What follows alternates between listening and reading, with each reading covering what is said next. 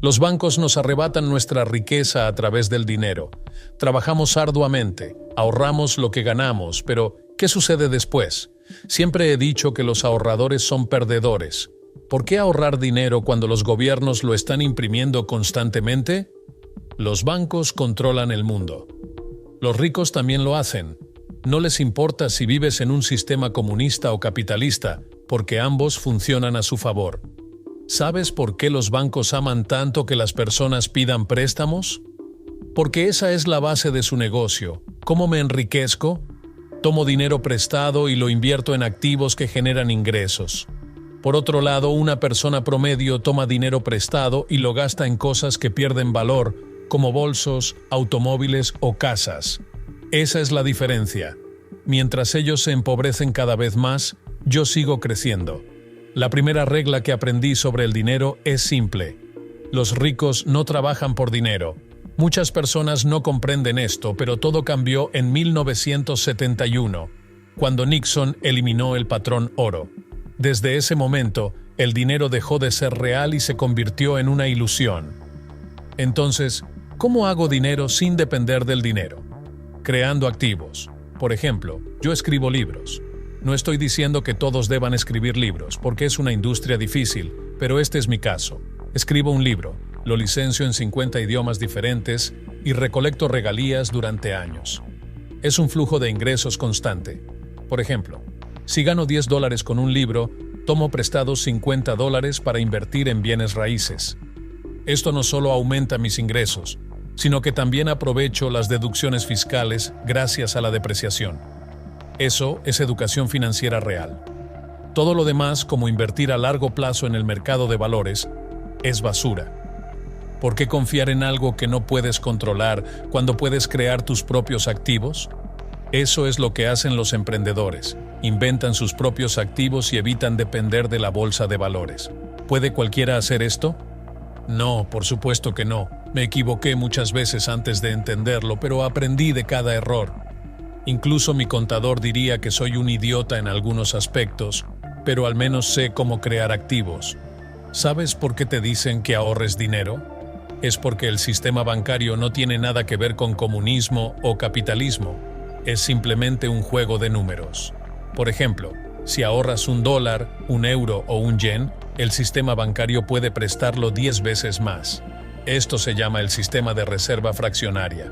Básicamente están imprimiendo dinero sobre la base de tus ahorros. Ahora piensa en esto, solían pagarte un 10% de interés por tus ahorros. Hoy en día apenas te ofrecen un 1%, y en algunos lugares como Japón es literalmente cero. A pesar de eso, la gente sigue ahorrando. Es una locura. Los bancos usan ese dinero que ahorras para prestarlo 10 veces, mientras tu dólar pierde valor 10 veces más. Ellos se hacen más ricos, y tú sigues trabajando duro para ganar un dinero que cada día vale menos. Eso no es todo. Además, te cobran impuestos sobre ese mísero 1% de interés que te pagan. En Japón es cero, y aún así la gente sigue ahorrando. ¿Te das cuenta de lo absurdo que es todo esto? ¿Cómo puede ser posible algo tan absurdo?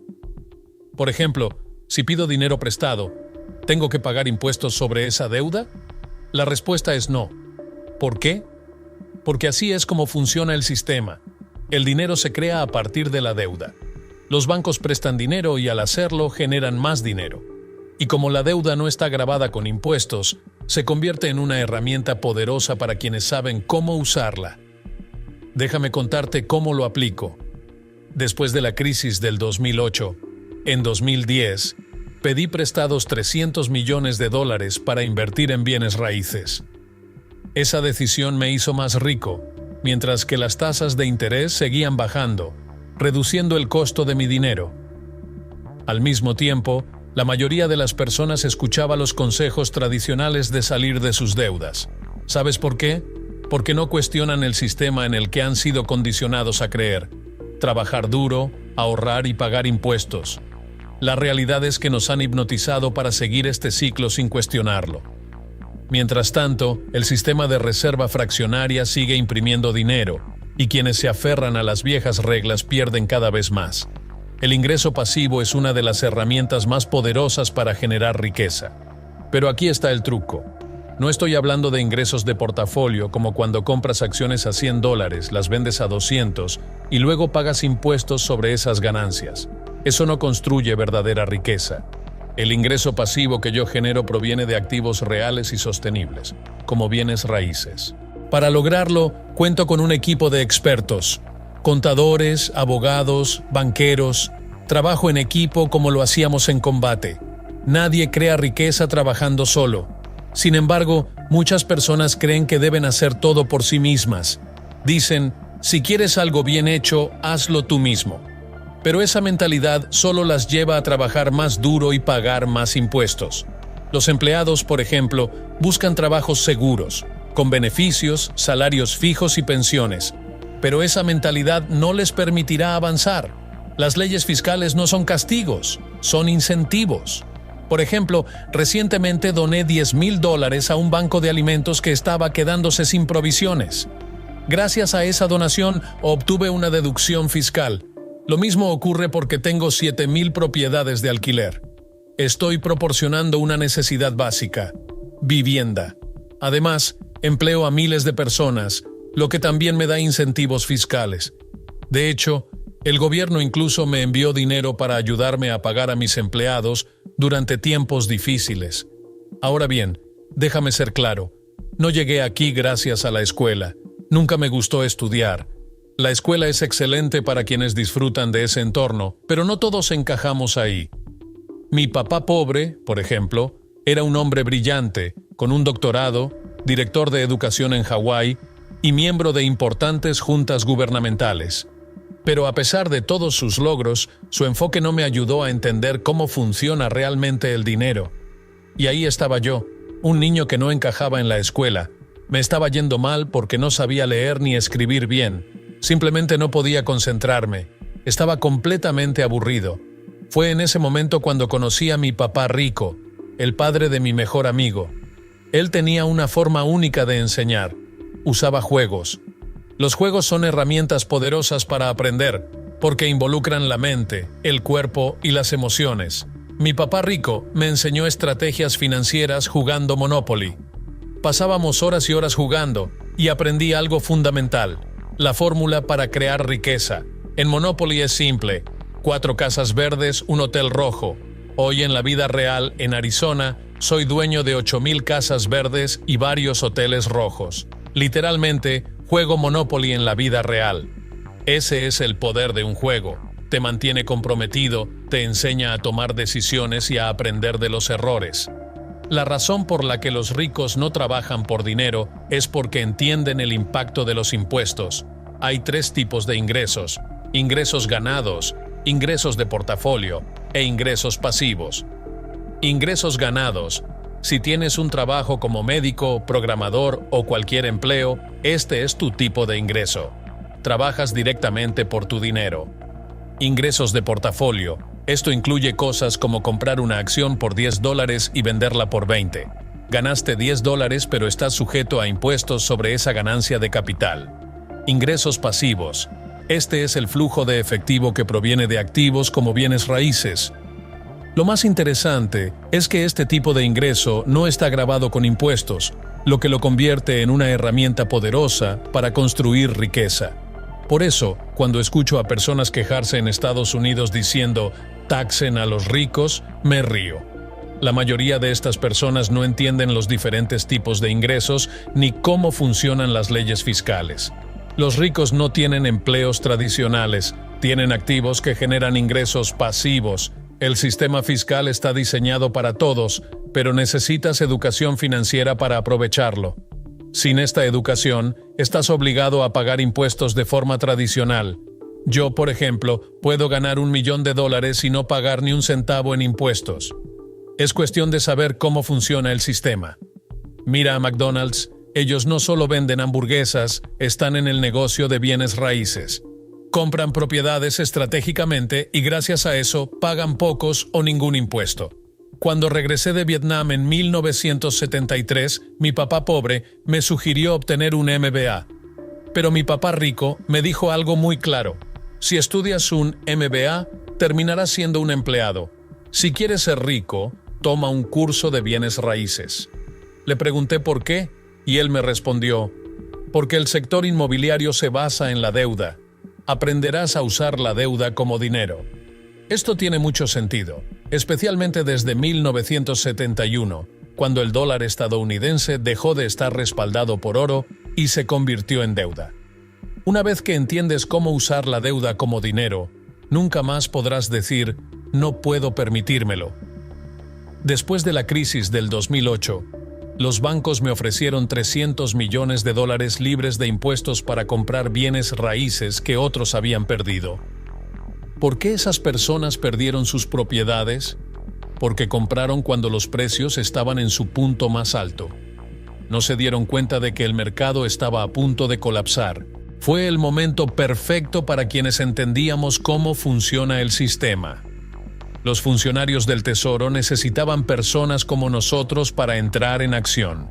Entonces, Wall Street nos dio cientos de millones de dólares para limpiar todo el desastre inmobiliario que otros habían dejado atrás. ¿Es justo? Sí, porque en teoría cualquiera podría hacerlo. Pero cuando le preguntas a una persona promedio por qué no usa la deuda a su favor, la respuesta suele ser que ni siquiera califican para un préstamo porque sus puntajes de crédito son demasiado bajos. Eso es lo que está sucediendo en el mundo hoy en día. La mayoría piensa que los ricos son unos tramposos, pero no es así. Los ricos simplemente juegan bajo reglas diferentes.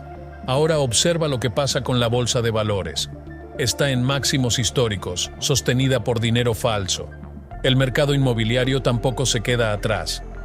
Me pregunto cómo la gente puede permitirse vivir en lugares como Nueva York, donde vi un condominio a la venta por $55 millones, o Silicon Valley, donde el costo de vida es prácticamente inaccesible. Además, todas estas empresas han estado pidiendo dinero prestado como si fuera ilimitado. Entonces, la economía parece estar bien, el desempleo es bajo, y todo parece funcionar, ¿verdad? Pero dicen que no hay inflación, aunque los precios de los alimentos, bienes raíces, préstamos estudiantiles y la atención médica están por las nubes. Todo esto no es economía real, es una burbuja económica. Ahora lo que viene es aún más preocupante. Mi generación, los baby boomers, está a punto de jubilarse. Pero el problema es que no hay dinero. La seguridad social está en quiebra. Las pensiones están agotadas y los estudiantes están hundidos en deudas. Este sistema no es economía, es lo que yo llamo burbujonomía. ¿Por qué siguen imprimiendo dinero? Porque están tratando de sostener este sistema como si fuera una adicción. Es como alguien que dice, voy a dejarlo la próxima semana, pero nunca lo hace, y la situación solo empeora.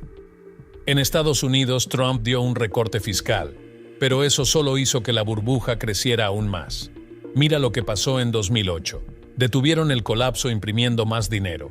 Lo llamaron la Gran Recesión, pero en realidad no arreglaron nada. Los derivados financieros pasaron de 700 billones a 1.2 cuatrillones hoy en día, prácticamente el doble. Y eso es solo la cifra neta, no cuenta toda la historia. Cuando llegó la recesión, lo que realmente se impuso fue el estándar del doctorado. Personas como Ben Bernanke y Janet Yellen, con sus títulos académicos, tomaron las decisiones. Pero fue diferente a lo que pasó con Long Term Capital Management, LTCM, que también tenía ganadores del Premio Nobel y académicos al mando. No, fue lo mismo. Mi papá pobre representaba ese tipo de mentalidad, académicos desconectados de la realidad económica. Y aquí estamos ahora. Los baby boomers están por jubilarse, y el sistema no está preparado para lo que viene. Ahora, los préstamos estudiantiles están colapsando. ¿De verdad necesitas ser economista para entender lo que está por suceder? Estamos luchando en una guerra de 12 años, los gastos en derechos adquiridos están disparándose y la deuda nacional en proporción al PIB ha alcanzado el 109%. Cuando esta cifra supera el 90%, ya es demasiado tarde. La única solución que han encontrado es seguir imprimiendo dinero. Esto es lo que yo llamo burbujonomía, y lo que viene es aterrador. Esto ha sucedido una y otra vez a lo largo de la historia. Personalmente siempre fui una persona muy tímida, extremadamente tímida. Regresé de Vietnam y apenas podía hablar con la gente. Un día, Le dije a mi esposa que quería seguir los pasos de mi papá rico. Fui y le dije que quería ser emprendedor. Él me respondió que tenía un problema. Le pregunté cuál era y me dijo, eres tímido. Entonces le dije, ¿y qué tiene de malo ser tímido? Él me respondió, necesitas vender y eso significa que debes aprender a manejar el rechazo. La habilidad número 1 que necesitas es la capacidad de enfrentar el rechazo. En ese momento no podía manejarlo. Era el año 1973, tenía 25 años. Mi papá rico me preguntó, ¿cómo está tu vida amorosa? Y luego añadió, porque si no puedes vender, tampoco puedes conquistar. Esa conversación me marcó. Aprendí que, cuando las cosas se ponen difíciles, la habilidad más importante es saber vender. Por eso, en 1974 empecé a trabajar para Xerox, donde aprendí a vender. Me tomó 4 años convertirme en el número 1. Hoy soy un autor superventas. Muchos doctores en filosofía me dicen que no sé escribir, y tienen razón, no sé escribir, pero sé vender. Si no sabes vender, no ganas dinero. Punto final. No importa cuán bueno sea tu producto, no significará nada si no sabes venderlo. Lo importante es empezar. No importa con qué producto. Yo comencé con billeteras Dillon. Al principio no podíamos venderlas, pero luego se convirtieron en un éxito tan grande que no podíamos financiar su producción. Fue una lección dura. Aprendí que el crecimiento rápido sin planificación financiera puede llevarte a problemas. Pero es así como se aprende. Imprimir dinero es un robo. Se roba el poder adquisitivo de los ahorradores y se transfiere a quienes tienen acceso al dinero recién impreso. Esto también genera inflación y mayores impuestos. Es decir, el poder adquisitivo se transfiere de los ahorradores a los que pueden imprimir dinero. En palabras simples, estás pagando el precio, ya sea en forma de inflación o en la falta de deflación. Si no imprimieran dinero, los precios deberían bajar naturalmente. Pero como imprimen, los precios suben, y quienes ahorran son los más perjudicados. El capitalismo verdadero no debería generar inflación. Los precios deberían bajar, no subir. Por ejemplo, si un agricultor planta muchas coles y aumenta la oferta, el precio de las coles debería bajar, no subir. Así es como funciona el mercado natural. Sin embargo, cada vez que hay inflación, la gente culpa a los capitalistas cuando en realidad no es culpa de ellos. El verdadero problema son las políticas económicas influenciadas por el marxismo, no por el capitalismo. El sistema de bancos centrales, que actúa como un cartel de falsificación de divisas, imprime todo este dinero y utiliza el impuesto insidioso de la inflación para confiscar la riqueza de las personas. Esto no es algo nuevo. De hecho, es la quinta medida del Manifiesto Comunista de Karl Marx, publicado en 1848. No es una exageración decir que la banca central es una forma de comunismo monetario, o para ser más general, socialismo monetario. Es un ataque directo contra la propiedad privada de los ahorradores, lo que la convierte en una institución completamente anticapitalista. Para desmitificar un poco esto, pensemos en cualquier persona que haya poseído una acción de una empresa pública. Una acción representa tu parte del capital de esa empresa. La empresa tiene ciertos activos como plantas, equipos, propiedad intelectual, entre otros. Estos activos, menos las deudas, constituyen el capital neto. La acción que posees simboliza tu participación en ese capital. Ahora bien, nadie en su sano juicio aceptaría un certificado de acción elástico, donde otro accionista pudiera imprimir nuevas acciones y diluir las tuyas. Sería absurdo que alguien pudiera aumentar arbitrariamente su participación en la empresa mientras reduce la tuya. Eso es inaceptable. Sin embargo, cuando se trata de dinero, ocurre exactamente eso. El dinero es como un certificado de acciones que representa tu parte proporcional del poder adquisitivo global. Es decir, cuánto puedes comprar con tu dinero en el mercado mundial. Si un accionista pudiera imprimir más dinero para enriquecerse a sí mismo mientras reduce el poder adquisitivo de los demás, sería tan absurdo como permitir acciones elásticas en una empresa. Para que exista el capitalismo, es necesario que haya propiedad y derechos de propiedad privada sólidos.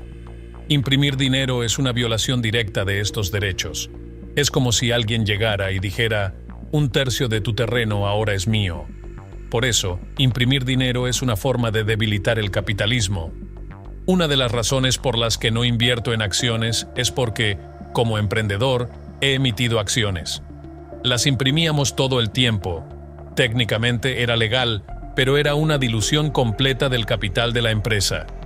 Imprimíamos más acciones para poder venderlas, pero no me gustaba lo que eso hacía con la estructura de capital y el valor real de las participaciones de los accionistas. Cuando una empresa emite más acciones, todos los accionistas existentes ven sus participaciones diluidas proporcionalmente.